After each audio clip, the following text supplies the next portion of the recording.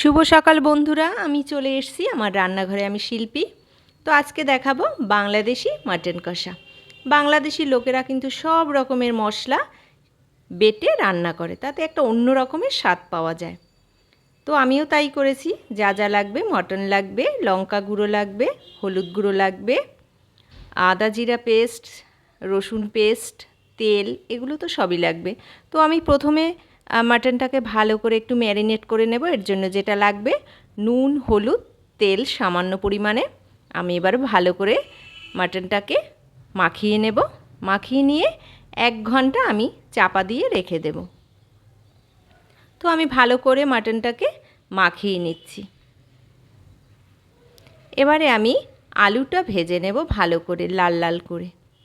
তো আলু আমার ভাজা প্রায় শেষ বন্ধুরা। এবারে আমি কড়াইয়ে পরিমাণ মতো তেল দিয়ে দেব।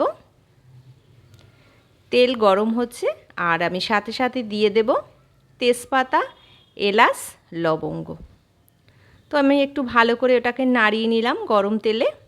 এবারে আমি যেটা দেব সেটা হবে, শুরুতে আমি দেব রসুন থেতো করে রেখেছি। আমি রসুনটা দিয়ে দিলাম।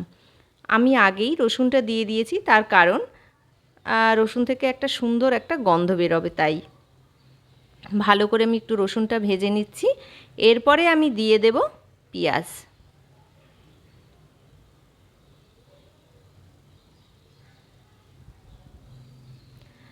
আমি পেঁয়াজ, রসুন এগুলো সব ভালো করে আমি একটু লাল লাল করে ভেজে নেব।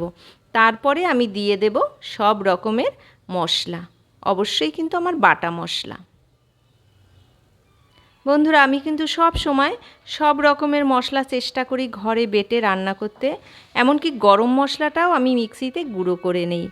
আমি বাইরের একেবারেই আমি কোনো রকম মশলা ব্যবহার করি না। দেখো, আমি প্রথমে দিয়ে দিলাম আদা বাটা, এবারে দিলাম আমি জিরে বাটা।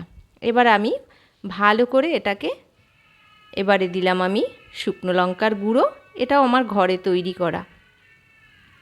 তো আমি এবারে পেঁয়াজের সাথে সব মশলাগুলো ভালো করে আমি একদম ভেজে নেব, যেন কোনো রকম কাঁচা গন্ধ না আসে। বাটা মশলার রান্না কিন্তু একটা অন্যরকম স্বাদ এনে দেয় বন্ধুরা, এটা কিন্তু তোমরা অবশ্যই মানবে। তোমরাও বাড়িতে চেষ্টা করবে এই বাটা মশলা দিয়ে বিশেষ করে চিকেন মাটন রান্না করার। এর একটা অন্যরকম স্বাদ।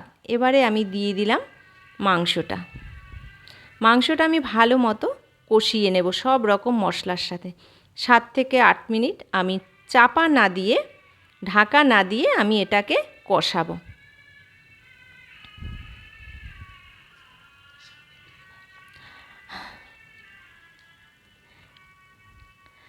দেখো বন্ধুরা, আমি মাংসটাকে ভালো করে কষাচ্ছি। দেখো, খুব সুন্দর একটা কালার এসে গেছে। তোমরা কিন্তু লক্ষ্য করবে আমার সব রকমের মশলা কিন্তু ঘরে তৈরি করা। তোমরাও চেষ্টা করবে বাইরের, যতটা পারবে বাইরের কোনো রকম গুঁড়ো মশলা ব্যবহার না করে।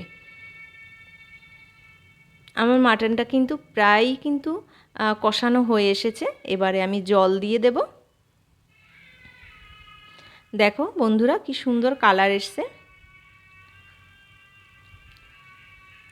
আমি জল দিয়ে দিয়েছি। আমি কিন্তু মাটনটাকে আমি কিন্তু কষা কষা করব, কোনো ঝোল থাকবে না। তো আমার মাটন রান্না শেষ বন্ধুরা। তোমরা এবারে বাড়িতে করে খাবে, খুব ভালো লাগবে। আর আমার রান্নাটি যদি ভালো লাগে অবশ্যই আমার সাথে থাকবে। সবাই তোমরা ভালো থাকো। আজকের মতো বিদায়।